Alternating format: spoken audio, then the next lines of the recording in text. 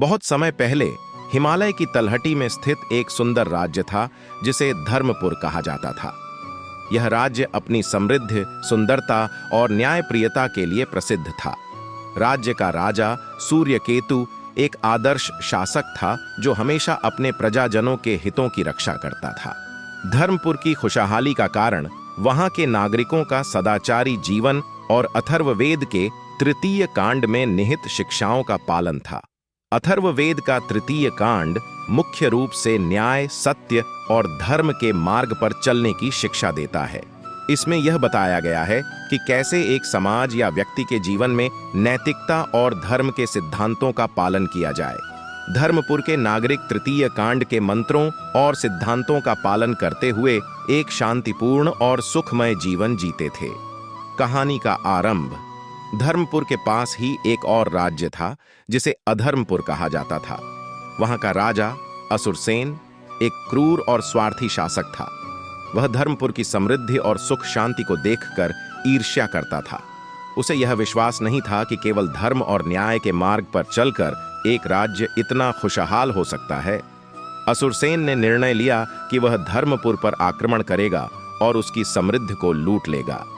एक दिन असुरसेन ने अपनी विशाल सेना के साथ धर्मपुर पर आक्रमण कर दिया। उसकी सेना क्रूरता और अधर्म का प्रतीक थी, जबकि धर्मपुर के लोग अहिंसक और सत्यनिष्ठ थे। असुरसेन की सेना ने धर्मपुर के बाहरी गांवों पर धावा बोल दिया और निर्दोष लोगों को नुकसान पहुंचाया।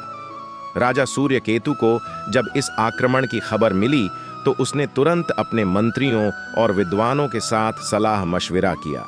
तृतीय कांड के सिद्धांतों का पालन करते हुए उन्होंने निर्णय लिया कि वे हिंसा का सहारा नहीं लेंगे, बल्कि सत्य और न्याय के मार्ग पर चलते हुए अधर्म का सामना करेंगे।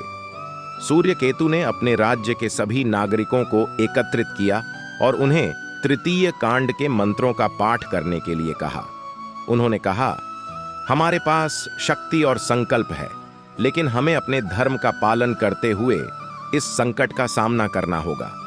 नागरिकों ने राजा के इस आदेश का पालन किया और सामूहिक रूप से तृतीय कांड के मंत्रों का पाठ किया।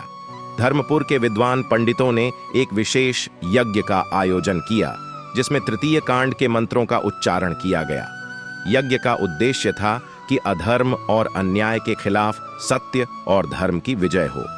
यज्ञ के दौरान सभी नागरिकों ने एकता और साहस का प्रदर्शन किया और अधर्म के खिलाफ अपनी दृढ़ता को बनाए रखा। तृतीय कांड के मंत्रों और यज्ञ की शक्ति ने अद्भुत परिणाम दिखाए। असुरसेन और उसकी सेना को अचानक अजीब और भयानक घटनाओं का सामना करना पड़ा। उनकी सेना में आतंक फैल गया और सैनिकों के बीच मतभेद उत्पन्न हो गए।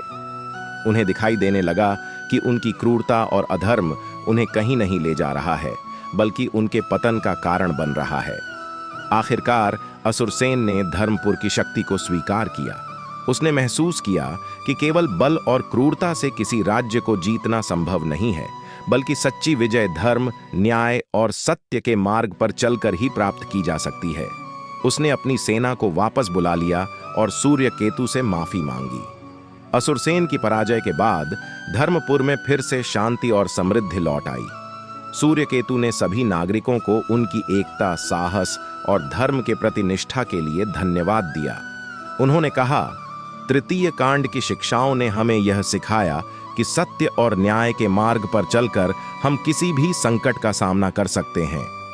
सूर्यकेतु ने असुरसेन को क्षमा कर दिया और उसे तृतीय कांड के सिद्धांतों को समझने और अपने राज्य में लागू करने की सलाह दी। असुरसेन ने सूर्यकेतु की बातों को गंभीरता से लिया और अपने राज्य में सुधार लाने के लिए अथर्ववेद के तृतीय कांड का अध्ययन करना शुरू किया।